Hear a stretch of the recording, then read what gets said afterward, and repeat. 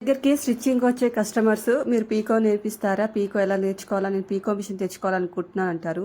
అసలు పీకో నేర్చుకోవడానికి ఏం లేదండి. మనం మిషన్ తొక్కడం వస్తే చాలు. పీకోకు ఆటోమేటిక్గా మనకు నంబర్స్ ఉంటాయి. మనకు అది ఫిట్ చేసేటప్పుడే మనకు నంబర్ వైజ్గా చెప్తారనమాట. ఈ నంబర్ ఇంత అనేసి అది మనం చూసుకొని స్టిచ్ చేసుకుంటే సరిపోతుంది. ఓన్లీ మిషన్ అనేది మన కంట్రోల్ ఉంటే సరిపోతుంది. అప్పుడైతే మేము తొక్కే వాళ్ళం. ఎప్పుడైతే ఇంకా ఆల్రెడీ అయితే మనకైతే మిషన్కి మోటార్ ఉంటుంది కాబట్టి దాన్ని స్ట్రెచ్ చేసుకోవచ్చు అనమాట. సింపుల్గా అనమాట, చాలా బాగుంటుంది. అయితే దీంట్లో ఏంటంటే మనము ఫస్ట్ మనం బోటిక్ నుంచి తెచ్చుకోవాలి. ఆ తర్వాత కస్టమర్ అనేది మనకి ఇంటికి అలవాటు అవుతారనమాట.